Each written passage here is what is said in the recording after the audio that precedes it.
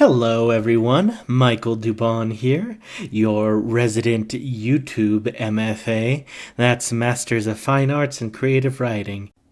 That means I studied creative writing for my master's program. For college courses, I've also been a writing and composition teacher, an English teacher, an ESL teacher, and a college success teacher. So, I know a little bit about what I'm talking about. So here we have 5 writing tips from the master of horror himself, Stephen King.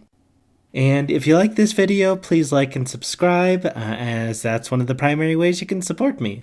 So thank you all for listening, and here are 5 writing tips from Stephen King. Writing tip number 1. See failure as a motivational tool.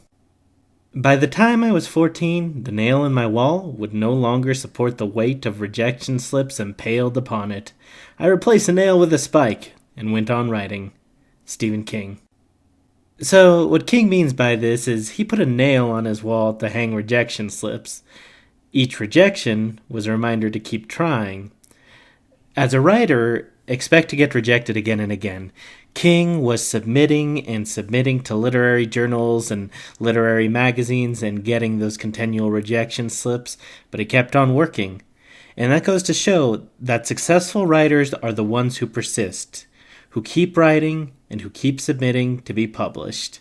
So keep writing, keep reading, keep submitting, and you'll make it. Look at King. He's a writing machine, bro. He just keeps writing. He keeps at it. We get a new Stephen King book every month, bro. Writing tip number 2. Trim your story's fat. When you write a story, you're telling yourself the story. When you rewrite, your main job is taking out all the things that are not the story. So in first drafts of stories, we often throw in every single detail we can think of. We have so many ideas in our head, and we want to just throw them onto the page. However, that's not always most effective for you or your reader. What we want to do once we've written our first drafts is trim the fat of our stories. Some ways to do that then is first consider your audience. You want your audience to keep turning the page, and your audience also wants to keep turning the page. Make the story as concise for your audience as possible so they don't get slowed down by unnecessary, redundant, or distracting details. Next, in trying to make everything concise, think of the purpose every sentence and every set of words is doing. Every line should further the story and or characters. If you have unnecessary sentences or unnecessary words or unnecessary exchanges and they're not moving the story forward, you don't need them. Get rid of them. Finally, revise for clarity. Make sure your audience knows exactly what you're trying to say. Are your sentences clear? Are your paragraphs laid out in a way that logically makes sense for the tone and pace of your story? Is your dialogue clear? Does the audience know who's talking and when they're talking and who they're talking to? Are we set in a specific time and place in every scene? So make sure your reader knows exactly what you're trying to convey so they don't get lost at any point. You know where your story is going, but you need to make sure your audience does too. Writing tip number 3. Don't dress up your vocabulary. One of the really bad things you can do to your writing is to dress up the vocabulary, looking for long words because you're maybe a little bit ashamed of your short ones. This is like dressing up a household pet in evening clothes. The pet is embarrassed, and the person who committed this act of premeditated cuteness should be even more embarrassed. Stephen King. What King is saying is not to use fancy or big words. It's okay to use fancy vocabulary in the appropriate context, but doing it because you think it sounds smart or sophisticated or literary is a sure way to disinterest your reader and make them think less of you as a writer. They'll think you don't know how to write. They'll make fun of all the big words you're trying to use and you're using incorrectly. So it's better to be purposeful and considerate in the kinds of vocabulary you're using. 3-letter words can be just as powerful as a 12-letter word. So one of the best things you can do is consider your own voice and the voice of your characters to find the most appropriate vocabulary for a particular character or a narrator. Write naturally, read a lot, and your vocabulary will come out the way it's meant to. You just need to be purposeful and intentional. Why does your narrator speak a certain way and use particular words? And why do your characters speak a certain way and use particular words? A professor character will speak different from a stoner skateboarder. And sometimes stoner skateboarders become professors. So you want to consider how those people would actually sound. Again, you can use vocabulary that's big and fancy, but you gotta use it purposefully.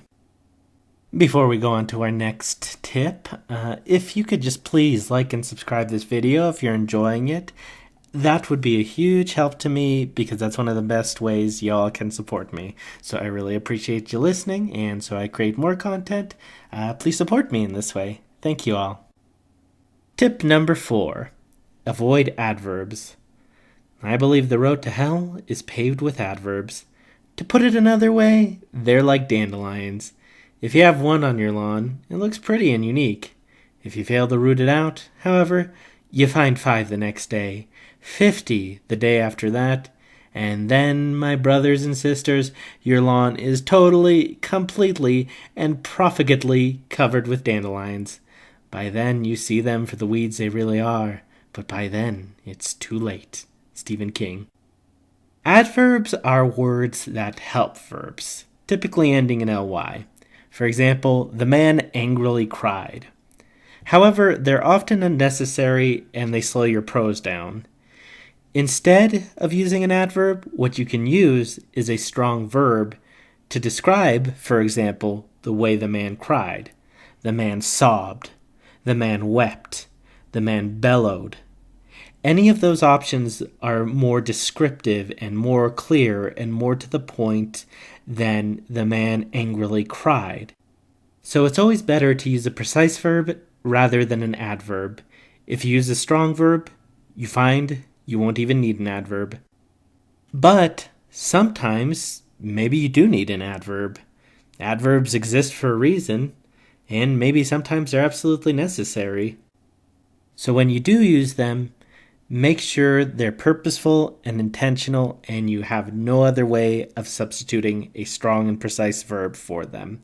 Sometimes you just need to use them, but just use them intentionally so they don't slip in there like all those dandelions King is talking about.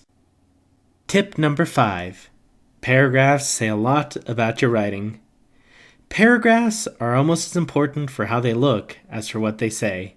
They are maps of intent. Stephen King. Consider, just like the individual words and sentences in your work are units of meaning, so are paragraphs. And in thinking that way, consider the form and structure of the paragraph itself as a unit of both visual and literary meaning. The number of paragraphs, the way paragraphs are organized, and paragraph length can construct many different kinds of intentional meaning. You just need to use them and construct them intentionally. Moreover, the white space between paragraphs is also a unit of visual and literary meaning. Just like the white space in a poem between line breaks and all around the poem is a unit of meaning, the same goes for white space between paragraphs. What you want to do then is be as purposeful in constructing and organizing your paragraphs as a whole, just as carefully and purposefully as you would be in constructing the individual words and sentences in your work. These are 5 writing tips from Stephen King, as explained by me, the most awesome Michael Dubon. Thank you all for listening. I really appreciate it.